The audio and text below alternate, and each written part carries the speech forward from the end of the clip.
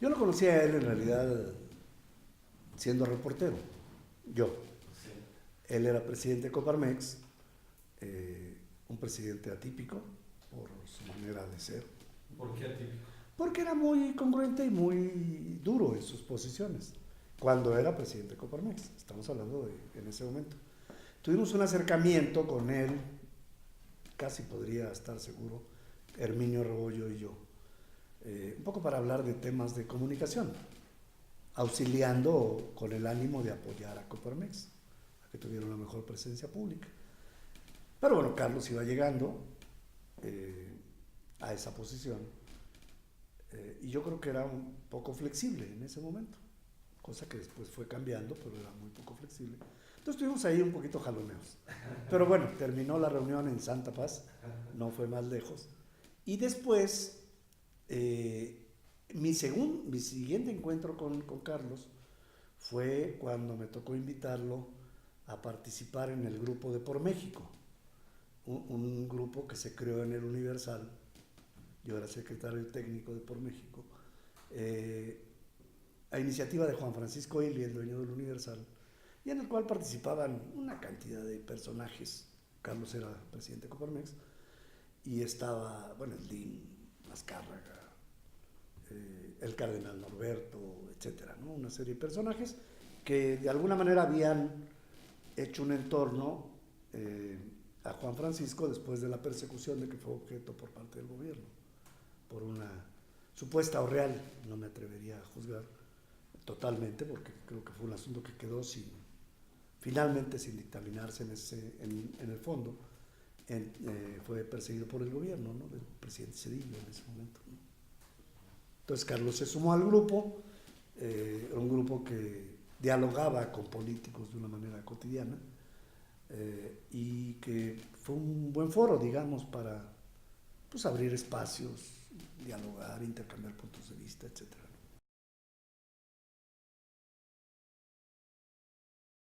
Bueno, yo creo que Carlos, en un acto de congruencia, eh, invitaba cada lunes, digo, de eficacia primero en la función que teníamos, y por otro lado, de congruencia, porque era un espacio donde se discutían las cosas más allá de lo oficial, digamos, ¿no?, donde podíamos hablar libremente, opinar si estábamos de acuerdo o no con alguna decisión, si nos gustaba orientar una resolución de un problema político por este lado o por otro, como fuera, ¿no?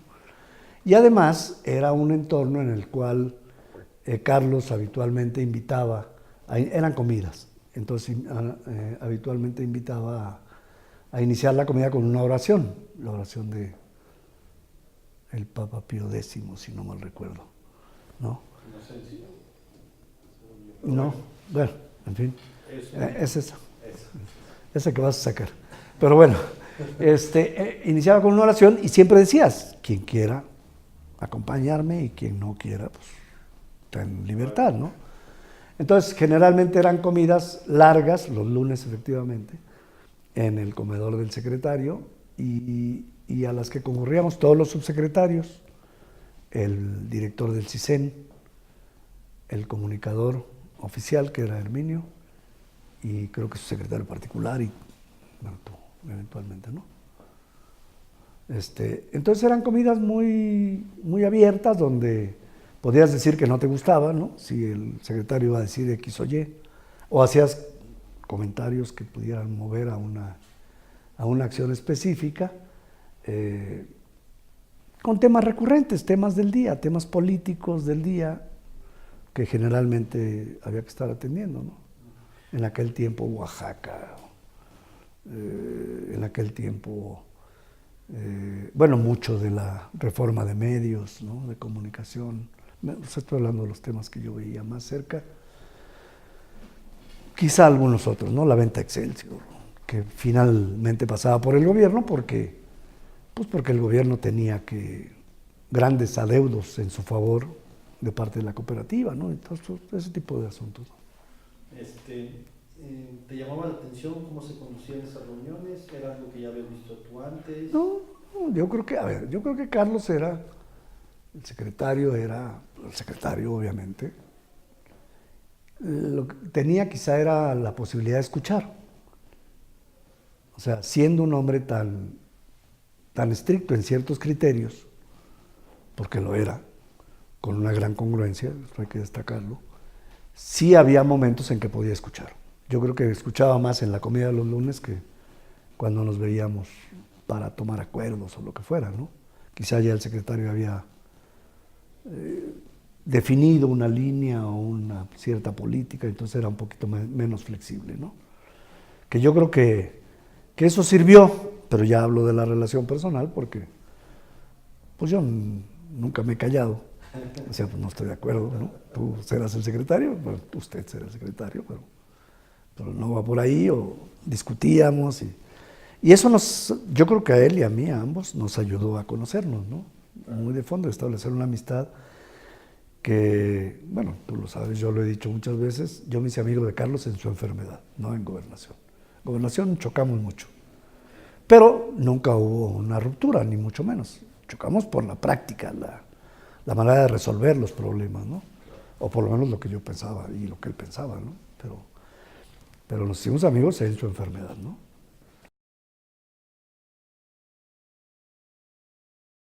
Carlos era institucional. Carlos era el hombre del presidente. Era el hombre que hacía o trataba de hacer lo que el presidente le instruía, ¿no? O sea, Carlos nunca fue un secretario de gobernación que hiciera cosas por su lado.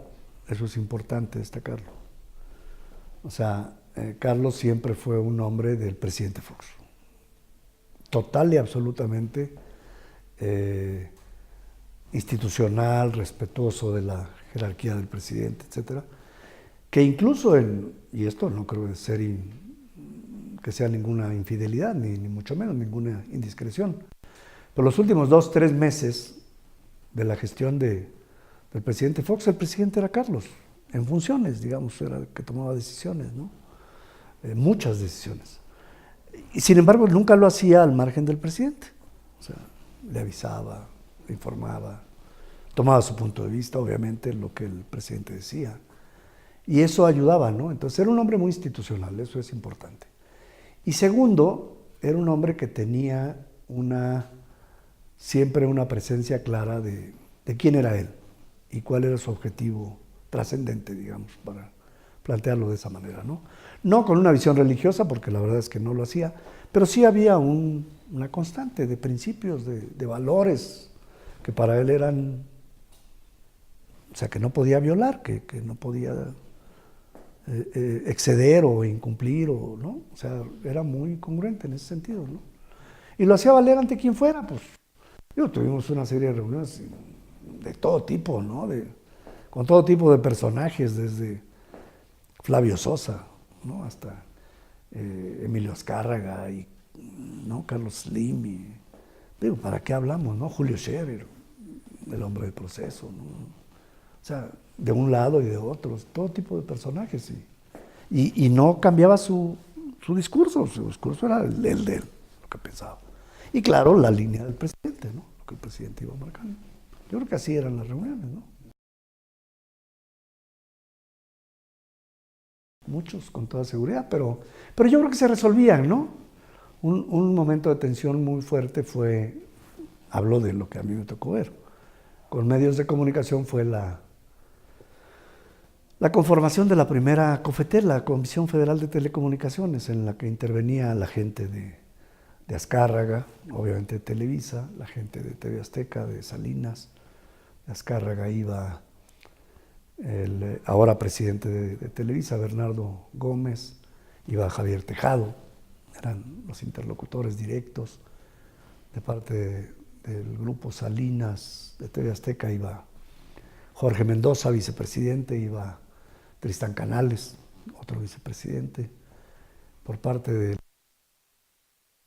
distintas personas, ¿no? Que manejaba también un cierto espectro de gente de la radio, de la Cámara de la Industria de Radio y Televisión, y fue muy tenso porque obviamente hasta entre ellos había diferencias y había que un poco acomodar intereses ahí. No era fácil, con 20, 30 reuniones de esas. Y al finalmente creo que se resolvió, y se resolvió para bien de México, ¿no? del país, creo yo, ¿no? Esa fue la intención y así se resolvió. Y hubo un acuerdo, ¿no?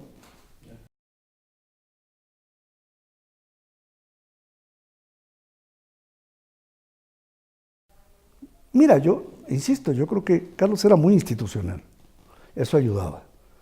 Tú sabías que no iba a cambiar, ¿no? Que no iba a cambiar, que te decía algo, se iba a cumplir, había seriedad en el acuerdo y había congruencia con ciertos principios elementales, ¿no? Que todo el mundo conocía. Las cosas van a ser así, de esta manera, ¿no? Y así se hacían. Y, insisto, cuando se tomaba una decisión se cumplía y la palabra se honraba, ¿no? No necesitabas firmar documentos, no necesitabas, no, oye, vamos a hacer esto, ya, se hacía, se acabó, ¿no? O sea, no había que ir más lejos. Y, perdón, y yo creo que ahí, pues jugaba mucho la manera particular de ser de Carlos. O sea, tomaba con toda seriedad las cosas, no bromeaba, digamos. Pero tampoco era una cosa de que no pudieras moverte en la silla, ¿no? O sea, había espacio, había posibilidad de disentir hasta cierto grado y cuando había que tomar una decisión, se tomaba y se acabó, ¿no? Y cuando no se podía, no se tomaban, ¿eh? Porque había veces que no llegábamos a nada. Con estos actores o con otros, sin duda. O sea, Oaxaca es quizá la Oaxaca de la APO, ¿no? Sí. De la APO, fue un reto mayúsculo, ¿no? Mayúsculo. Por lo que implicaba de violencia, armas, posibilidad de muertos, etcétera, ¿no? Y sin embargo, creo que se sacó relativamente bien, ¿no? No me acuerdo si nosotros concluimos, creo que no. Creo que concluyó prácticamente al inicio del gobierno del presidente Calderón. Pero yo creo que prácticamente se cerró el momento de tensión más fuerte y sobre todo el desalojo de la plaza de Oaxaca, de la plaza mayor, que se desalojó pues, sin muertos. Creo que hubo alguna persona que salió herida por algún petardo, alguna tontería de estas, pero había demasiadas armas en esa plaza, ¿no? Y sin embargo se logró salvar, ¿no?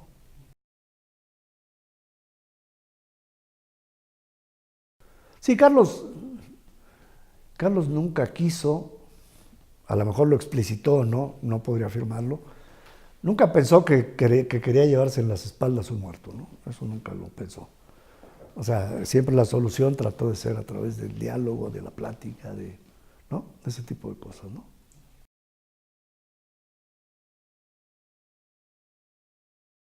No era fácil, Carlos. Era difícil, Carlos. No, a ver, yo creo que hay muchas, pero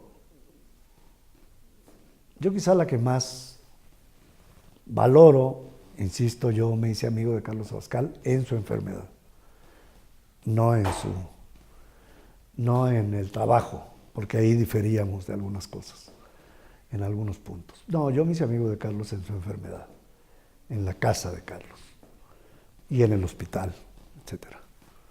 Y ahí hay muchas anécdotas, muchas de carácter personal, pero por no entrar en ello, yo diría, por ejemplo, no sé, alguna vez, después ya habiendo salido de gobernación, Carlos iba a mi casa, a la casa de mi familia, a comer cada 15 días, con parte del equipo que lo había acompañado en gobernación, algunos amigos comunes, y comíamos cada 15 días, cada 3 semanas. Alguna vez, en la primera etapa de la enfermedad, cuando lo operaron, con toda seguridad todos nos recordaremos, creo que fue abril, más o menos del 2007, 2008, no, del 2008, porque la operación la enfermedad se manifiesta en abril del 2007, más o menos, en el viaje a Rusia, si no mal recuerdo, de Carlos, ya no era secretario de Gobernación. Después lo operan, creo que en febrero, marzo, algo así, entonces deja de ir a las comidas, y un día llega, cuando se reintegra, pues, obviamente nos quedamos 2 o 3 amigos a platicar con él. Estaba el ingeniero Ardavín, estaba yo, no recuerdo, quizá alguien más, 3 o 4. Y mi esposa, obviamente, que hizo también una gran amistad con Carlos. Y lo quería mucho. Y entonces a alguno le dijimos, oye, bueno, pues ya platicé, ya se fue, terminó la comida, se fueron todos. Y me acuerdo que le dijimos a Carlos, oye, ¿qué? ¿Cómo te fue? ¿Cómo te fue? Muy bien, muy bien, muy bien. La primera operación, que fue pues, prácticamente la más fuerte. Entonces, pero bueno, bien y mal. No, a ver, ¿bien o mal? No, dijo, muy bien. Ya no tengo, ya me rastrearon, no hay signo de cáncer en todos los órganos vitales. En ningún órgano vital hay cáncer. Entonces, digo, no, a ver, me descubrieron una cosa nada, una cosa insignificante, en 5 lugares en los huesos, cosas de micras de cáncer. Entonces, no faltó que le dije, oye, pues eso es serio, ¿o no? No, dijo, la gran ventaja, en lo que creo que se equivocó, dijo, es que el cáncer de huesos no duele. No sé qué era el dolor para él, pero está bien. Dijo, pero el cáncer de huesos no duele. Entonces entramos en una etapa, ahí en la plática, estábamos 3 o 4 nada más con él, ya en casa, y le dije, bueno, a ver, ¿tú estás consciente de que te vas a morir de cáncer? Me dijo, sí. Le dije, bueno, entonces, ¿para qué discutimos ya de eso? ¿Te vas a morir de eso, no? Sí. Ah, está bien. Se acabó. Se acabó la discusión, ¿eh? Tan amigos, ¿no? Se despidió contento, sin mayor bronca. Digo, ese era Carlos.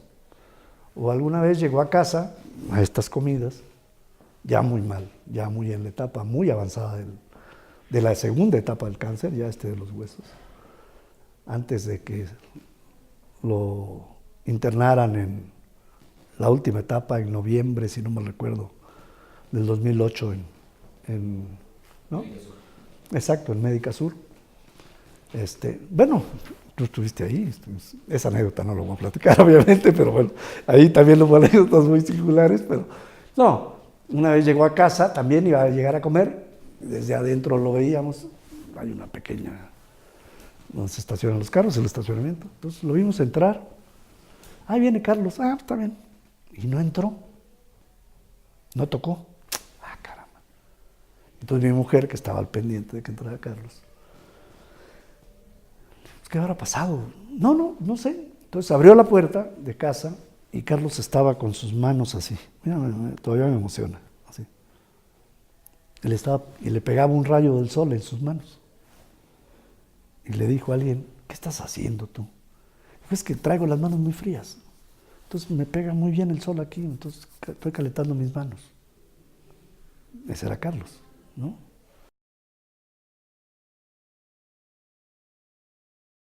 Congruencia. Carlos era un hombre congruente. Podías o no estar de acuerdo con él, pero tenías que reconocer que era congruente, ¿no? Ante quien fuera, ¿no? O sea, no quiero entrar a términos que podían quizá definirlo mejor en su visión trascendente, etcétera. No. Como un hombre, yo creo que era un hombre congruente. Con lo bueno y lo malo, porque yo creo que Carlos era un ser humano, como cualquiera de nosotros. Pero era un hombre que lo que pensaba lo creía, o lo que creía lo sostenía, como lo querramos ver, ¿no? Un hombre de congruencia, de principios muy claros y muy sólidos, ¿no? Y no los cambiaba. Si no estabas de acuerdo con él, pues a lo mejor hacía un berrinche allá interior y decía, pues no entiende nada, ¿no? O no me entiende, ¿no? O no estoy de acuerdo con él. Bueno, pues está bien, es su bronca, ¿no? Pero él no cambiaba su posición, o sea, yo creo que eso era muy valioso, ¿no? Era muy valioso y ya no como un término que lo definiera, yo creo que era amigo de sus amigos. Era un hombre que sabía respetar la amistad y que era fácil para la amistad. Debo decir que si yo tuve problemas con él, es porque yo soy periodista y él no quería a los periodistas, ¿no? Por lo menos no al principio, pero no los quería nada. Y yo era uno de los que no quería. Entonces ya cuando yo llegué a ser subsecretario, que habría que decir que en buena medida yo lo fui por Carlos, pero más allá de Carlos, ¿no? Por una decisión que se tomó más lejos del secretario de Gobernación. No quería a los periodistas, pero se hacía fácil amigo de los periodistas. O sea, hay un caso de una mujer que ya no es periodista, bueno, no ejerce como tal, o ejerce como tal en ámbitos públicos, para no equivocarnos, muy crítica del gobierno del presidente Fox y del presidente Calderón y de los panistas, lo cual no es difícil, pero bueno, ser crítico de los panistas no es difícil, aunque me van a colgar algunos, pero bueno. Pero al margen, había una mujer en particular que Carlos, hijo, no soportaba, por la manera en que planteaba sus críticas, ¿no? Un día le dijimos, oye Carlos, hay que reunirnos con ella. Pues para que platiques con ella, para que, pues, no sé, te diga cuáles son sus inquietudes. Total, que no quería, finalmente lo convencimos, entre Herminio y yo, lo convencimos a él, ya fui yo con esta mujer, le dije, oye, sí, yo voy. Llegó, habló con Carlos, se hicieron grandes amigos. Y esta mujer fue la única, la primera a la que le dijo que tenía cáncer y que se iba a morir, en un restaurante, en el sur de la ciudad. Él no le quería decir. Le decía, pues dime. Porque esta mujer le planteaba, llegaron a ser tan buena amistad que esta mujer le planteaba y le decía, oye, ¿por qué no vas a ser presidente del PAN? El PAN necesita un presidente como tú, cuando estaba esa disputa. Entonces Carlos le dijo, no, ya no, estábamos desayunando en un restaurante lleno, estaba lleno todo el restaurante. Nosotros estábamos en la mesa del centro, caramba. Y entonces, una mujer mal hablada. Y entonces nos sentamos, empezamos a platicar, y esta mujer le decía, no. Y Carlos decía, no, hombre, no, yo no voy a ser presidente del PAN. No, mira, es que tienes, no. Hasta que le dijo, bueno, me carga pifas. ¿Me vas a decir por qué no quieres ser? Y le dijo, porque tengo cáncer y me voy a morir. Y esta mujer empezó a llorar, en medio del restaurante. Entonces todo el mundo volteó a ver, ¿qué está pasando en esa mesa, mano? Bueno, pues así era Carlos. Y a ella se lo dijo. Y debo decir, por lo del amigo de sus amigos, porque era fácil para la amistad, cuando Carlos murió, esta mujer que no era nada afín a la posición de Carlos, nada, a mí me dijo, oye, llévame, ¿no? Es un terreno para mí minado, pero si yo voy contigo me van a dejar entrar. Y fue y estuvo con Carlos en el momento de su velorio, ¿no? Efectivamente era un terreno enemigo para ella, ¿no? Pero ahí estuvo porque quiso estar con Carlos, ¿no? ¿Me explico? O sea, son anécdotas, ¿no? Y llegó, obviamente. Y llegó, y mucha gente se preguntaba qué hacía ahí, ¿no? Y ahí estuvo.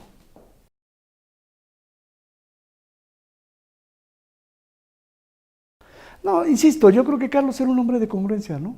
Y de amistades.